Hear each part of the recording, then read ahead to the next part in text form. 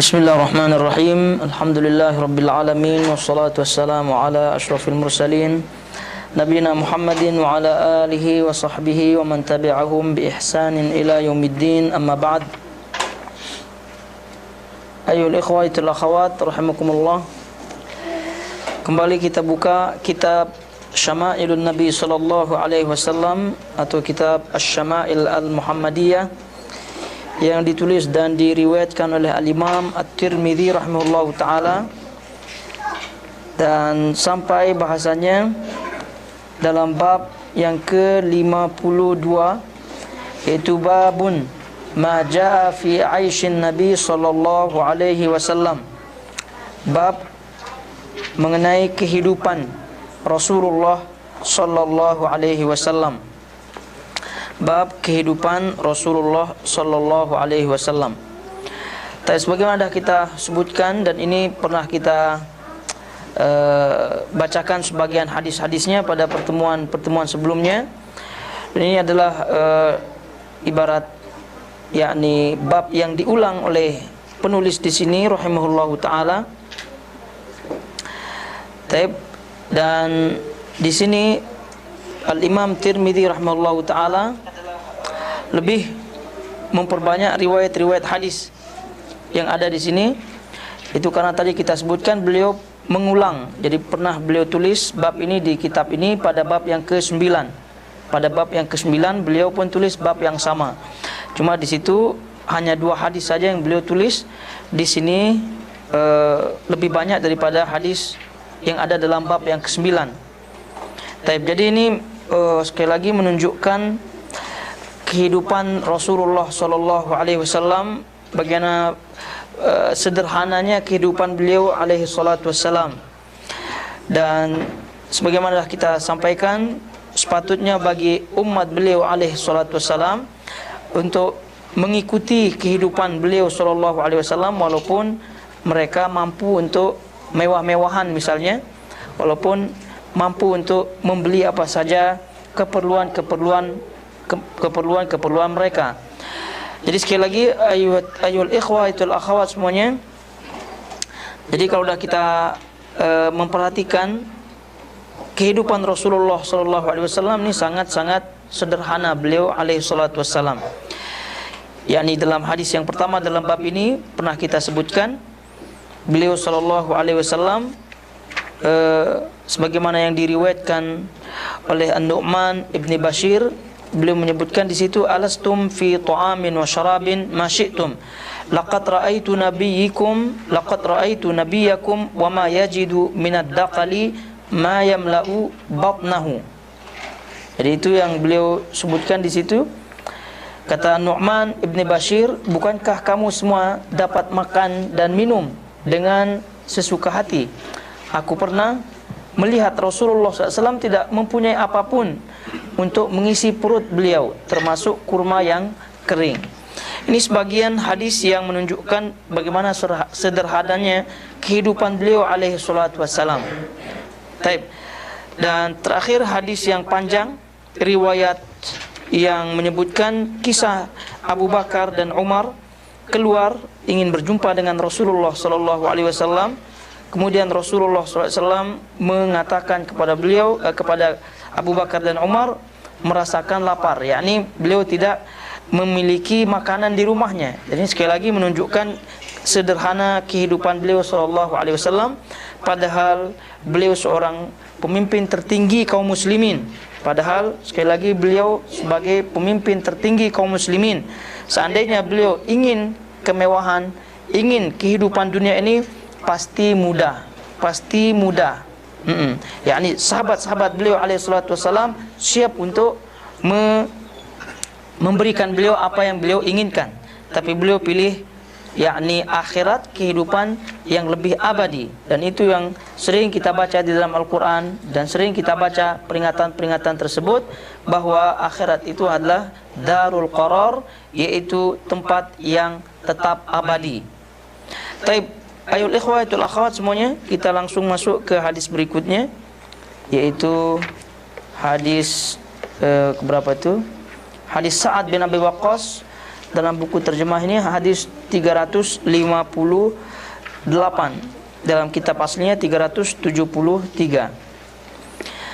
Qala al-Imam Tirmidzi rahimahullahu taala, haddatsana Umar ibn Ismail ibn Mujalid ibn Sa'id qala haddatsani Abi an Bayan ibn Bishr an Qais ibn Abi Hazim qala sami'tu Sa'ad ibn Abi Waqqas yaqul inni la awwal rajulin ahraqa daman fi sabilillah wa inni la awwal rajulin rama bisahmin fi sabilillah laqad ra'aytuni aghzu fil isabati min ashabi Muhammadin alaihi salatu wassalam ma na'kulu illa waraqa asy-syajari wal hublati hatta taqarrahat ashdaquna wa inna ahdaqana la yad'u kama tad'u asy-syatu wal ba'ir wa asbahat banu asadin ya'zuruni fid din laqad khibtu wa khasirtu idzan wa dhalla 'amali.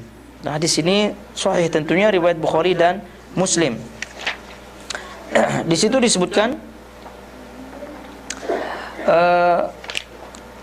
daripada kisah Sa'ad bin Abi Waqqas, aku adalah orang yang pertama kali menumpahkan darah pada jalan Allah Subhanahu wa taala.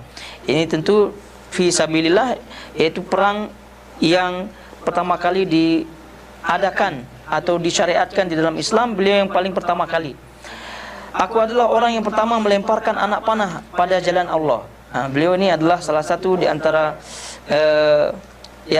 ciri dan keistimewaan beliau ini adalah salah satunya adalah orang yang pertama melemparkan anak panah di jalan Allah. Aku menyaksikan diriku berperang dalam pasukan yang terdiri daripada para sahabat Rasulullah sallallahu alaihi wasallam. Ketika itu kami hanya makan daun-daun pokok dan hublah, sejenis tanaman yang berduri seperti pokok akasia, sehingga tepi mulut kami luka-luka. Seorang daripada kami mengeluarkan kotoran yang kelihatan seperti kotoran kambing dan unta. Kabilah Sa'ad mengejek atau menghina cara kami bersolat. Jika penghinaan mereka benar, sesungguhnya aku adalah orang yang rugi dan seluruh amalanku sia-sia. Taib. Ini hadis ini walaupun kisah daripada Sa'ad bin Abi Waqqas, di dalam riwayat Bukhari, Sa'ad bin Abi Waqqas menceritakan kehebatan dirinya dalam hal ini itu bukan dalam rangka untuk memuji-muji dirinya, tidak. Karena sahabat-sahabat Nabi SAW tentu ikhlas. Dan apalagi ini Sa'ad bin Abi Waqqas ini termasuk salah satu di antara 10 orang yang dijamin masuk surga. Nah, beliau sebutkan radhiyallahu taala anhu, beliau sebutkan kelebihan-kelebihan, kemudian kehebatan beliau di hadapan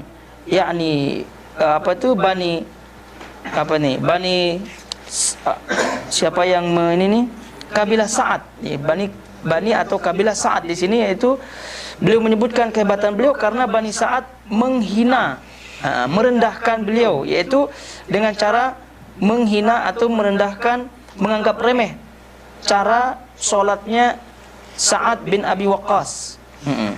Dan ini terjadi ketika beliau pada waktu itu diangkat menjadi wali, diangkat menjadi gubernur Kufah pada waktu itu oleh Umar bin Khattab radhiyallahu taala anhu.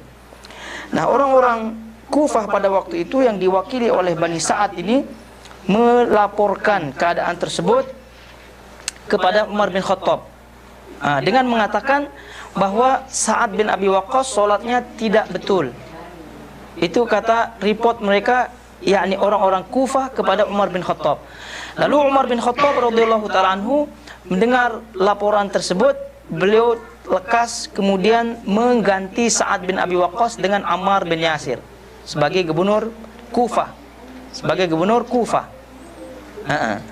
Jadi oleh karena itu ini dalam riwayat ini beliau sebutkan dirinya di hadapan Bani Sa'ad di Kufah. Beliau menyebutkan kehebatannya.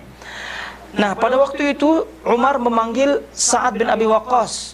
Betul tidak ini pengaduan atau report daripada orang-orang Kufah? Sa'ad bin Abi Waqqas pun menyebutkan seperti mirip-mirip dengan riwayat ini, tapi beliau lebih rinci lagi, bahwasanya beliau pernah sholat di belakang Nabi SAW. Jadi tahu betul beliau Sa'ad bin Abi Waqqas bagaimana salat Rasulullah SAW, sehingga tuduhan-tuduhan tersebut tidak benar. Tuduhan-tuduhan orang-orang Kufah tersebut tidak benar. Itu yang dimaksud oleh cerita di sini, cerita Sa'ad bin Abi Waqqas. Ini sekali lagi jangan kita salah faham, kehebatan yang beliau sebutkan di depan kabilah atau di depan orang-orang Kufah ini menunjukkan pembelaan beliau radhiyallahu taala anhu karena tuduhan-tuduhan yang tidak benar, fitnah dari orang-orang Kufah, sehingga beliau digantikan oleh Ammar bin Yasir, oleh Umar bin Khattab radhiyallahu taala anhu. Tapi apa kaitan dengan bab kita di sini? Kaitannya dengan bab kita di sini, di situ disebut cerita Sa'ad bin Abi Waqqas ketika berperang bersama Rasulullah sallallahu alaihi wasallam dan juga sahabat-sahabat beliau sallallahu alaihi wasallam. Yaitu kata beliau di sini, ketika itu kami hanya makan daun-daun pohon. Ketika itu kami makan daun-daun pohon. Itu sebagai yakni syahid, sebagai dalil bab ini, bahwasanya Rasulullah sallallahu alaihi wasallam dan juga sahabat-sahabat beliau sallallahu alaihi wasallam itu tidak mementingkan makanan, tidak mementingkan makanan-makanan yang mewah-mewah. Dan bahkan di sini disebut makan daun-daun pokok, makan daun-daun daripada pohon, sehingga seorang daripada kami mengeluarkan kotoran yang kelihatan seperti kotoran kambing dan unta. Jadi maklum karena daun-daunan yang dimakan, dan juga sampai luka bibir-bibir mereka. Dan ini menunjukkan sangat-sangat rendah, sangat-sangat kehidupan beliau, mereka salafus saleh sangat-sangat yakni bersahaja istilahnya, sangat-sangat patut untuk kita ikuti bersama. Apalagi keadaan misalnya di antara kita misalnya memiliki penghasilan, diberikan rizki oleh Allah Subhanahu wa taala lebih daripada orang lain, maka sepatutnya hadis-hadis seperti ini harus dipikirkan, harus diingat terus-terus agar tidak melampaui batas, dan juga sebagai kontrol dalam kehidupan kita. Apalagi misalnya sekarang ini makanan banyak, kemudian banyak yang dibuang dan sebagainya, itu jauh sekali dari kehidupan Nabi alaihissalam dan juga sahabat-sahabat beliau. Baik, selanjutnya hadis berikutnya. Qala al-Imam at-Tirmidzi rahimahullahu taala, qala haddatsana Muhammad ibn Bashar qala haddatsana Safwan ibn Isa qala haddatsana Amr ibn Isa Abu Na'amah al-Adawi qala sami'tu Khalid ibn Umair wa Shuwaisan Aba Ruqat qala ba'atha Umar ibn Khattab Utbah ibn Ghazwan wa qala intaliq anta wa man ma'ak hatta idza kuntum fi aqsa biladil Arab wa adna biladil Ajam فأقبلوا حتى إذا كانوا بالمربد وجدوا هذا الكذان فقالوا ما هذه؟ قالوا هذه البصرة. فساروا حتى إذا بلغوا حيال الجسر الصغير فقالوا ها هنا أمرتم، فنزلوا فذكروا الحديث بطوله. قال عتبة بن غزوان لقد رأيتني وإني لسابع سبعة مع رسول الله صلى الله عليه وسلم ما لنا طعام إلا ورق الشجر حتى تقرحت أشداقنا فالتقطت بردة قسمتها بيني وبين سعد فما منا من أولئك السبع أحد إلا وهو أمير مصر من الأمصار وستجربون الأمراء بعدنا. Khalid bin Uwair dan Shuwais Abu Ruqat menceritakan bahwasanya Umar bin Khattab mengutus Utbah bin Ghazwan dan berkata, pergilah kamu bersama pasukanmu sehingga kamu semua tiba di negeri Arab yang paling ujung dan negeri asing yang paling hampir dengan wilayah Arab, yang paling dekat dengan wilayah Arab, yang hampir itu wilayah yang paling dekat maksudnya. Dengan itu Utbah bin Ghazwan dan pasukannya berkelana sehingga mereka tiba di Mirbad. Di situ mereka menemukan sebiji batu yang berbentuk seperti telur. Lantas mereka bertanya-tanya apakah itu. Ada yang menjawab, inilah kota Basrah. Mereka meneruskan perjalanan sehingga tiba di hadapan sebuah jembatan kecil. Mereka berkata sesama sendiri, disinilah kita diperintahkan berhenti. Jadi kata ulama yang mensyarah hadis ini, Basrah yang dimaksud bukan Basrah yang ma'ruf, bukan Basrah yang terkenal yang di Irak, tidak. Tapi Basrah di kawasan yang dimaksud di sini adalah masih di kawasan yakni Arab, tapi kawasan yang belum masih dibangun, masih sepi. Taib. Khalid bin Shuwais membacakan hadis sehingga selesai. Utbah bin Ghazwan berkata, aku adalah seorang daripada 7 yang pertama masuk Islam. Kami pernah tidak memiliki makanan kecuali daun-daun pohon yang menyebabkan tepi mulut kami luka-luka. Aku memungut sehelai kain dan memotongnya kepada 2 bagian untuk diriku dan Sa'ad bin Abi Waqqas. Seorang daripada kami ber-7 yang menjadi pemerintah di sebuah kota adalah beliau. Kalian akan menguji dan membanding-bandingkan para pemimpin selepas kami. Baik.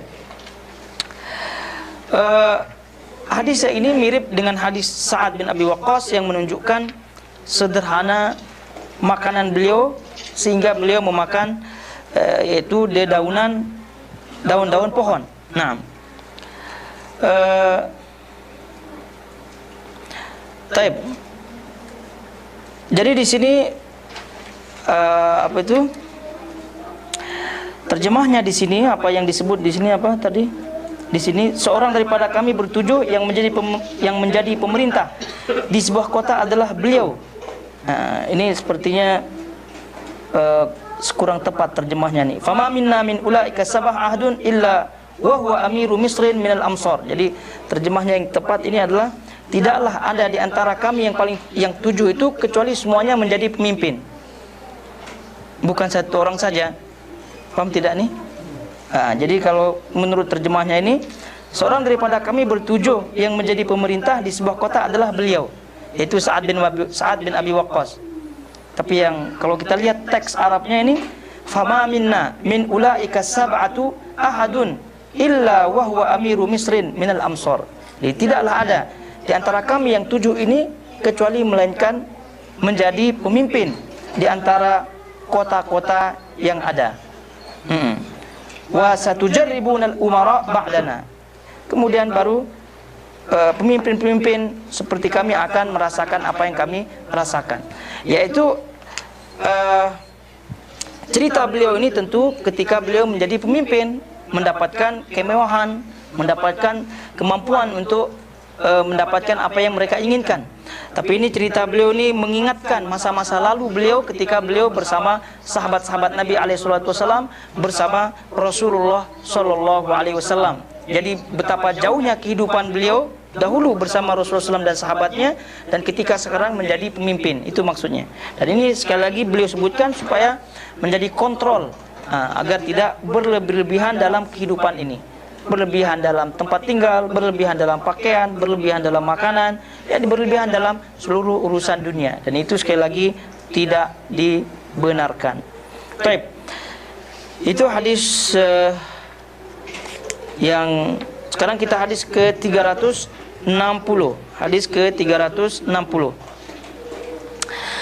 قال حدثنا عبد الله بن عبد الرحمن قال حدثنا روح ابن أسلم أبو حاتم البصري قال حدثنا حماد ابن سلمة قال حدثنا ثابت عن أنس قال قال رسول الله صلى الله عليه وسلم لقد أخفت في الله وما يخاف أحد ولقد أوذيت في الله وما يؤذى أحد ولقد أتت علي 30 من بين ليلة ويوم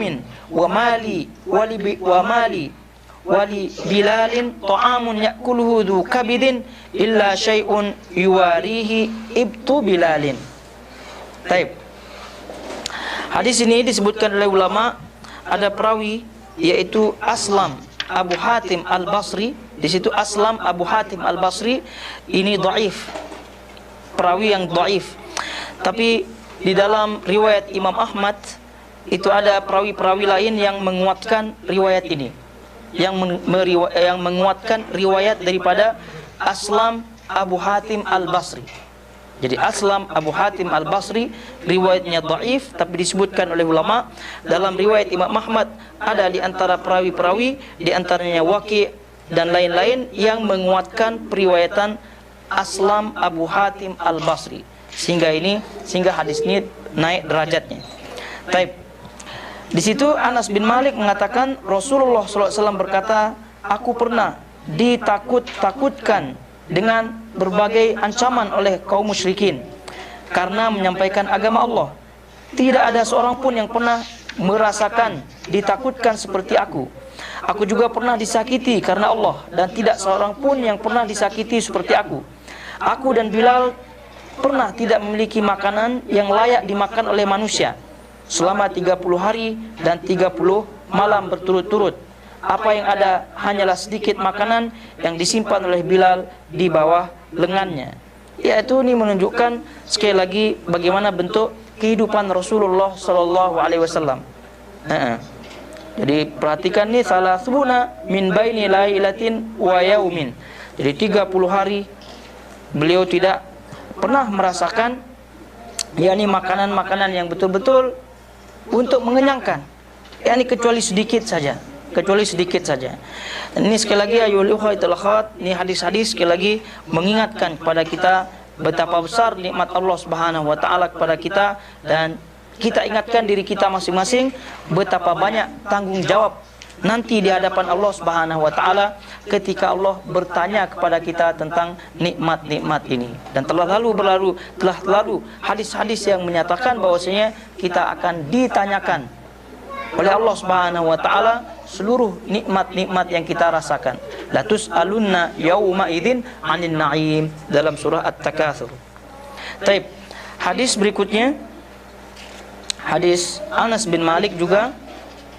Qala haddatsana Abdullah ibn Abdurrahman qala haddatsana Affan ibn Muslim qala haddatsana Aban ibn Yazid al-Attar qala haddatsana Qatadah an Anas bin Malik anna an-nabi sallallahu alaihi wasallam lam yajtami' 'inda ghada'un wala 'asha'un min khubzin wa lahmin illa ala dhafafin.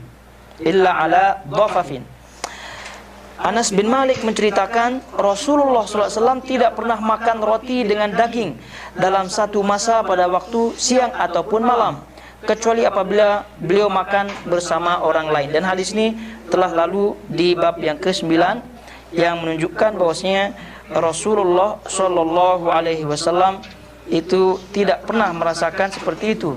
Ya pernah ya, ini cerita-cerita semacam ini alal ghalib istilahnya, keumumannya saja. Keumuman, ini kebanyakan kehidupan Rasulullah SAW tidak pernah seperti ini. Artinya sekali dua kali pernah, tapi kebanyakannya itu tidak pernah.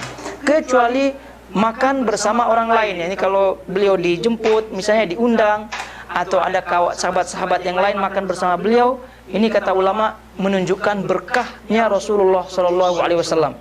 Jadi ada saja cara mendapatkan makanan yang sedap apabila makan bersama para sahabat-sahabatnya. Kalau tidak pun beliau kenyang dengan sahabat-sahabatnya. Dan riwayat-riwayat yang lalu mengisyaratkan hal itu, bagaimana Rasulullah SAW dijamu oleh sahabat-sahabat beliau alaihi salatu wassalam.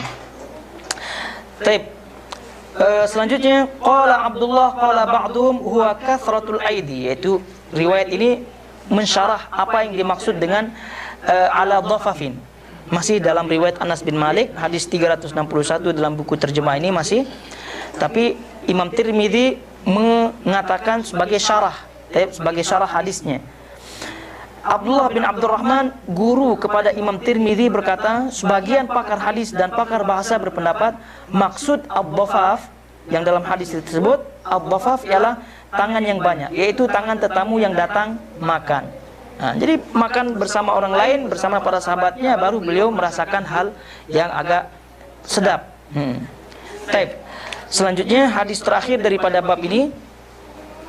Qala haddatsana Abd bin Humaid qala haddatsana Muhammad bin Ismail ibn Abi Qudayk qala haddatsana Ibnu Abi Dhi'b an Muslim bin Jundub an Naufal ibn Iyas al-Hudhali qala kana Abdurrahman bin Auf lana jalisan وكان نعم الجليس وإنه انقلب بنا ذات يوم حتى إذا دخلنا بيته دخل فاغتسل ثم خرج وأتينا بصحفة فيها خبز ولحم فلما وضعت بكى عبد الرحمن فقلت يا أبا محمد ما يبكيك فقال هلك رسول الله صلى الله عليه وسلم ولم يشبع هو وأهل بيته من خبز الشعير فلا أرانا أؤخرنا lima huwa khairun lana.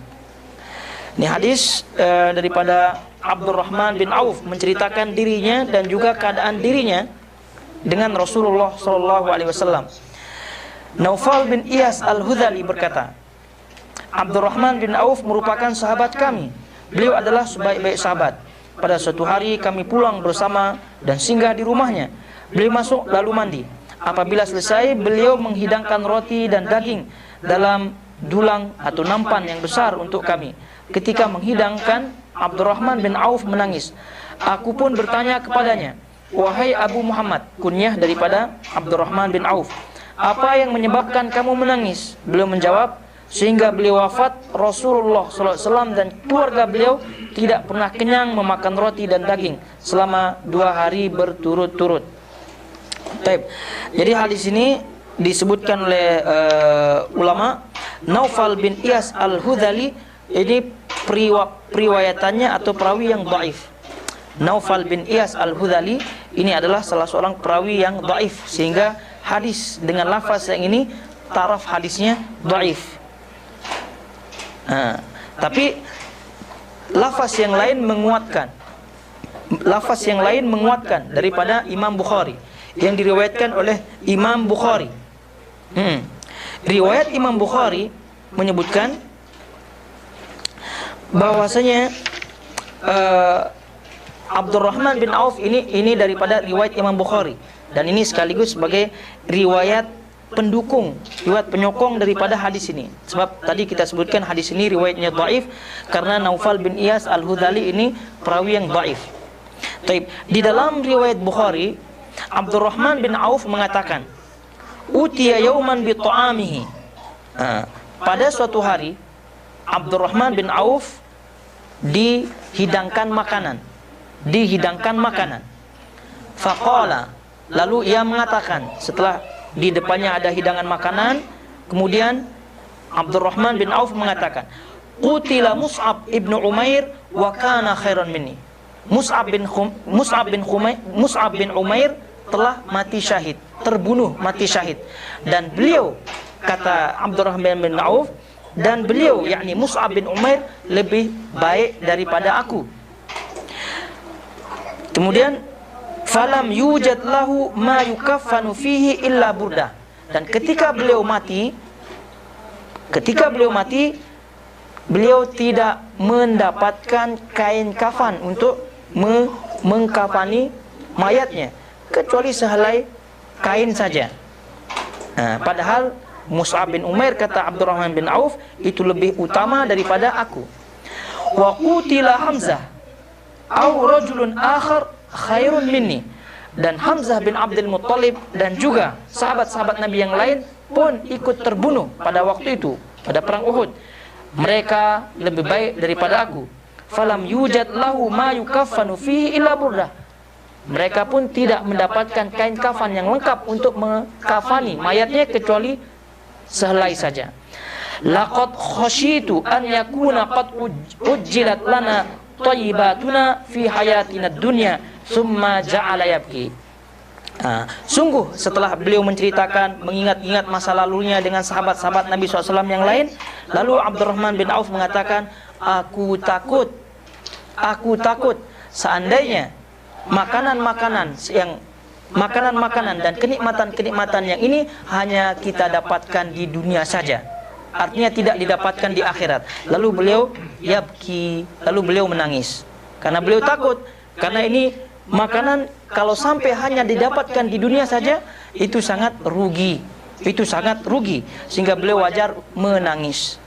Ini Abdurrahman bin Auf. Bayangkan Abdurrahman bin Auf yang termasuk 10 orang yang dijamin masuk surga, kemudian salah satu di antara orang yang dipercayai oleh Umar bin Khattab sebagai pengganti beliau. Dan ini orang top.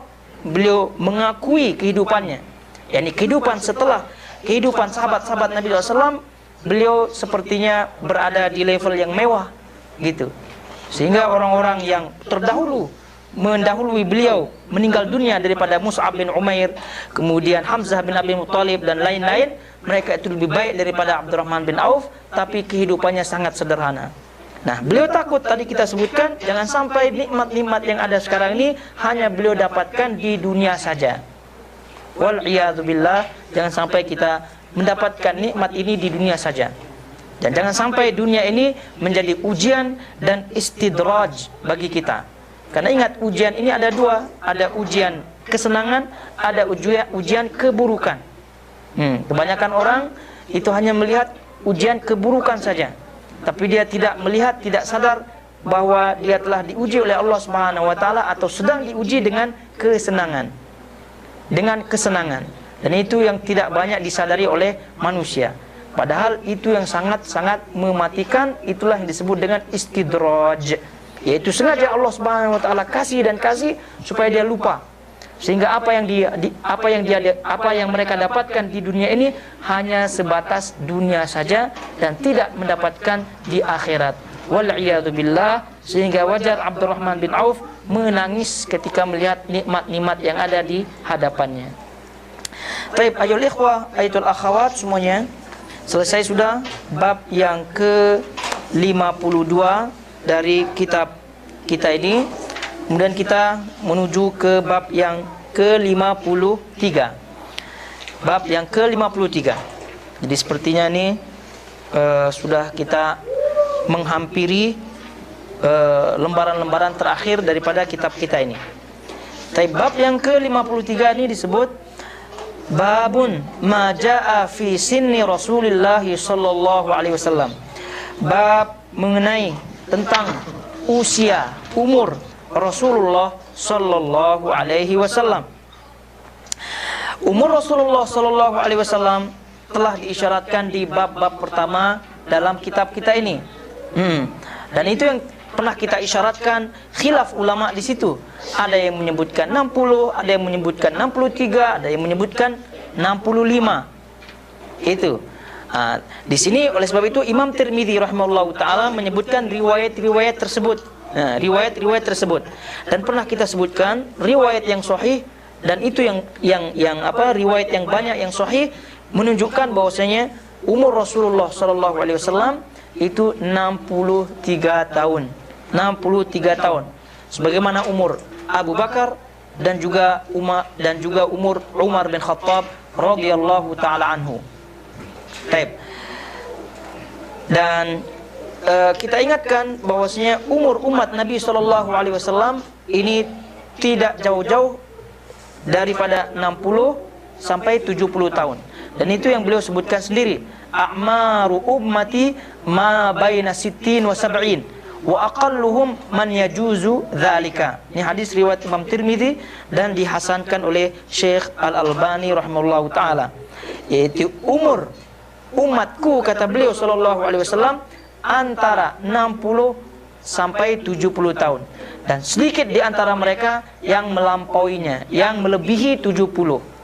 Berarti kalau sampai ada yang lebih daripada 70, itu kita sebutkan tambahan, bonus saja. Dan mudah-mudahan Allah Subhanahu wa taala memberikan kita panjang umur dalam ketaatan di jalan Allah Subhanahu wa taala. Itulah di sini ulama mengingatkan, keliru kalau hanya berdoa mudah-mudahan panjang umur dah titik. Itu keliru. Karena apa artinya panjang umur tanpa diiringi dengan ketaatan di jalan Allah Subhanahu wa taala? Panjang umurnya, nyanyian yang di birthday itu adalah acaranya satu hal, doanya satu hal juga keliru. Acaranya keliru, doanya keliru, hasilnya pun keliru. Sebab itulah sesuai dengan pepatah tua-tua keladi, tua-tua makin menjadi. Bukannya itu pepatah di Indonesia itu, tua-tua keladi, tua-tua makin menjadi. Dari kecil tidak pernah sholat, susah datang ke masjid, tua-tua pun makin menjadi tidak sholat, tidak ke masjid. Itu gara-gara birthday, itu gara-gara keliru dalam berdoa. Ya Allah, panjangkan umurku. Minta anak-anaknya, minta untuk untuk mendoakan dia panjang umurnya. Itu keliru. Sekali lagi, panjang umur saja tidak cukup. Tidak cukup. Jadi sekali lagi, semoga Allah Subhanahu wa taala memberikan kita panjang umur dalam ketaatan kepada Allah Subhanahu wa taala, dan ketaatan tersebut diterima olehnya, diridhoi oleh Allah Subhanahu wa taala, sehingga Allah meridhoi kita di saat kita dipanggil olehnya. Langsung saja kita baca hadisnya. Qala haddatsana Ahmad ibnu Mani' qala haddatsana Ruh ibnu Ubadah qala haddatsana Zakaria ibnu Ishaq qala haddatsana Amr ibnu Dinar an Ibnu Abbas qala makatha an-nabi sallallahu alaihi wasallam bi Makkah 13 sanatan yuha ilaihi wa bil Madinati 10 wa tuwfiya wa huwa ibnu 63. Dan ini adalah hadis yang masyhur dalam umur Rasulullah sallallahu alaihi wasallam yang dijadikan dalil oleh majoriti ulama. Ibnu Abbas mengatakan Rasulullah sallallahu alaihi wasallam menetap tinggal di Mekah selama 13 tahun dan wahyu diturunkan kepada beliau. Beliau menetap di Madinah selama 10 tahun. Beliau wafat ketika berusia 63 tahun.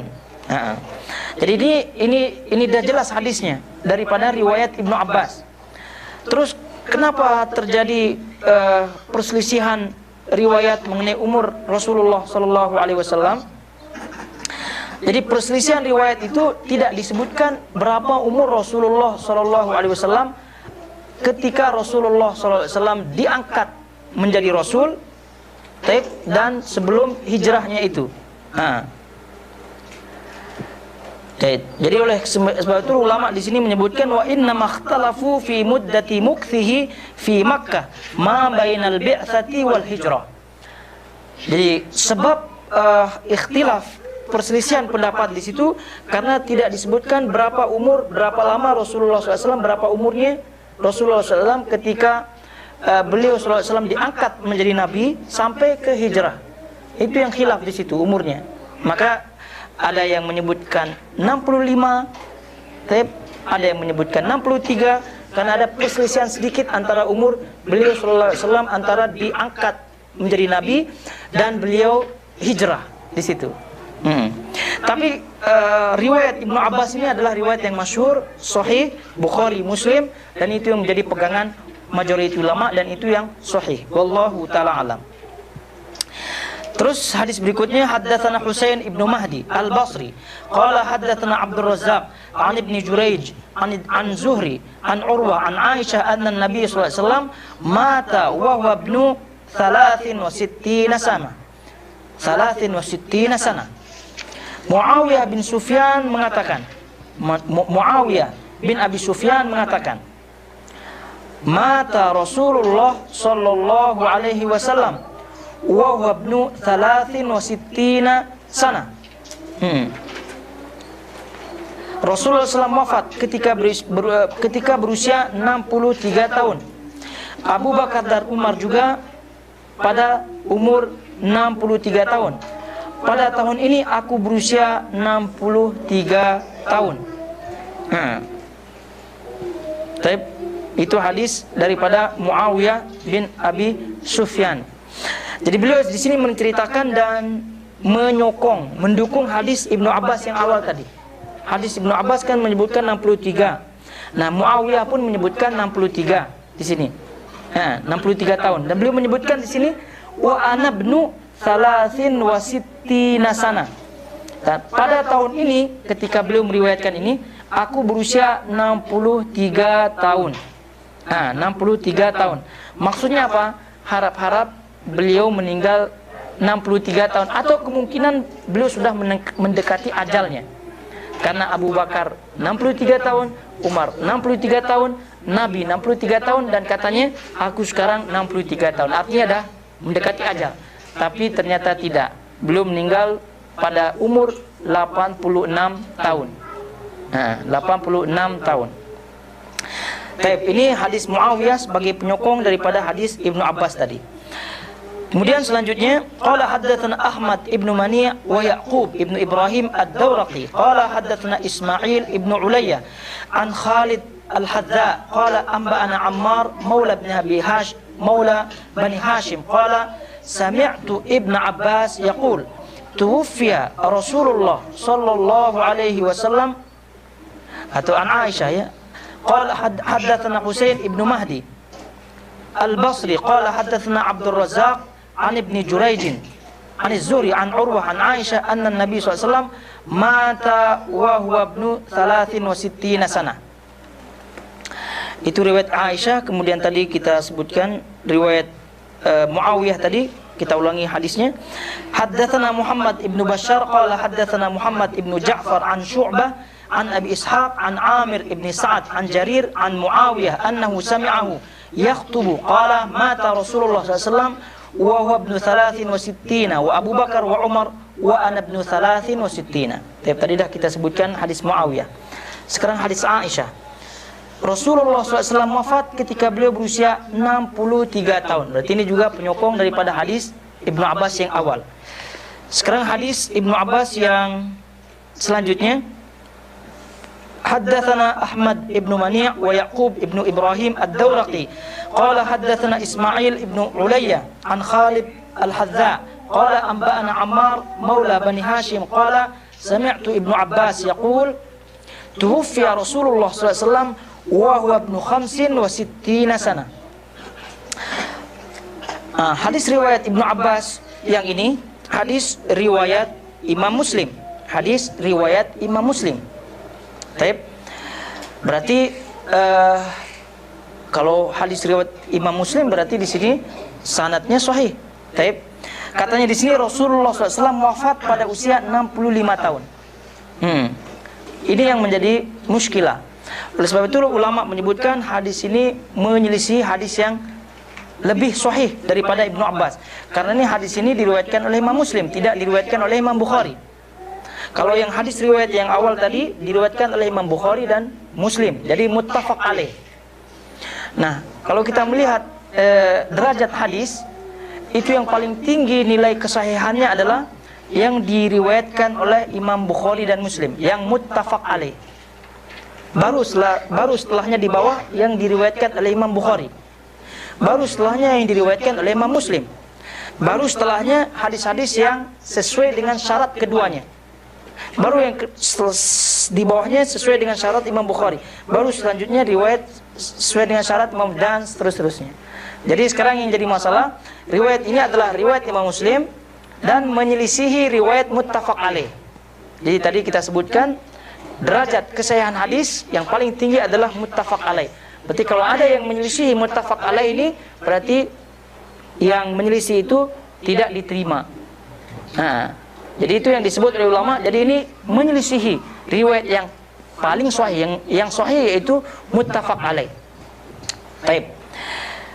Jadi selanjutnya hadis berikutnya, haddatsana Muhammad ibnu Bashar wa Muhammad ibnu Aban qala haddatsana Mu'ad ibnu Hisham qala haddatsani abi an Qatadah an al-Hasan an Daghfal ibn al-Hanzala anna an-nabiy sallallahu alaihi wasallam qubida wa huwa ibnu 65.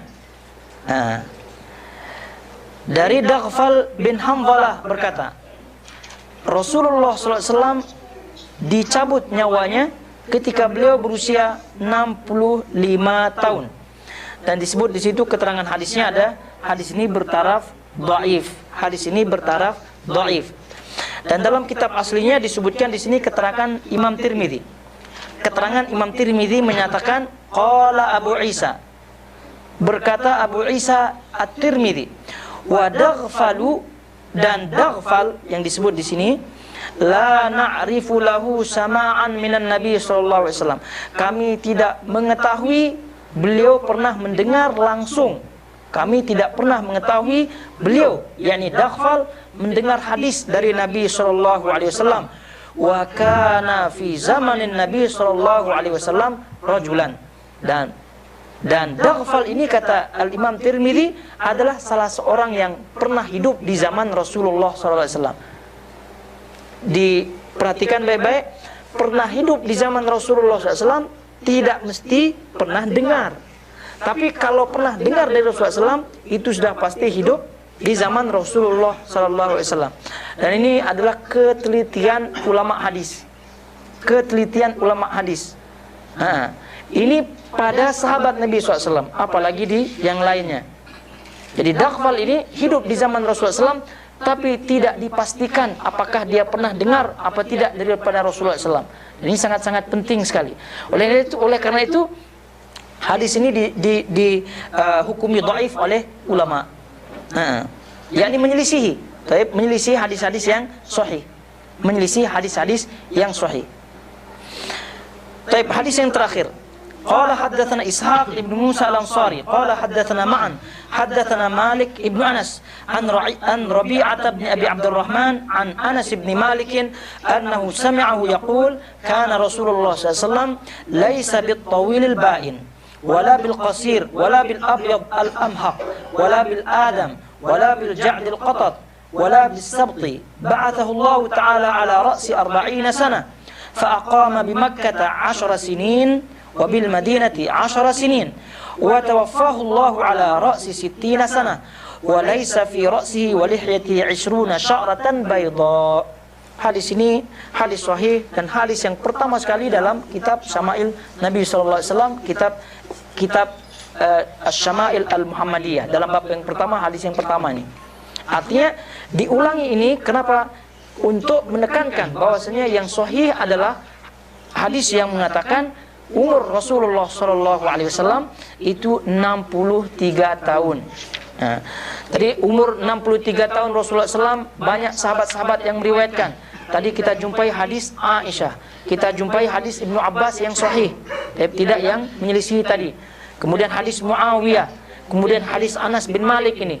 Jadi kesimpulannya yang sahih adalah Rasulullah SAW meninggal dunia pada usia 63 tahun. Dan betullah tadi kita sebutkan umur umat Nabi SAW ini adalah antara 60 sampai dengan 70, dan sedikit sekali di antara umat-umat Nabi SAW yang melebihi hal itu. Tapi kita jangan khawatir, jangan sedih, walaupun sedikit umur kita, umur umat Nabi SAW, kata ulama, di sedikit tersebut ada keberkahan, berkah di situ. Artinya banyak amalan-amalan yang dilipat gandakan nilainya oleh Allah Subhanahu wa taala. Kalau dihitung-hitung itu dah umurnya sangat panjang sekali. Nah, tentunya apabila amal tersebut diterima oleh Allah Subhanahu wa taala. Seperti Lailatul Qadar misalnya, itu kan lipat ganda yang luar biasa. Seperti misalnya sedekah misalnya dilipat gandakan oleh Allah Subhanahu wa taala, luar biasa. Kemudian musim-musim tertentu misalnya Arafah, musim-musim tertentu Syawal, musim-musim tertentu itu sekian banyak, itu menghapus dosa tahun sebelumnya, tahun yang akan datang dan lain-lain. Itu menunjukkan keberkahan umat Nabi SAW, walaupun sedikit umur mereka dibandingkan dengan umur umat-umat Nabi sebelum beliau SAW.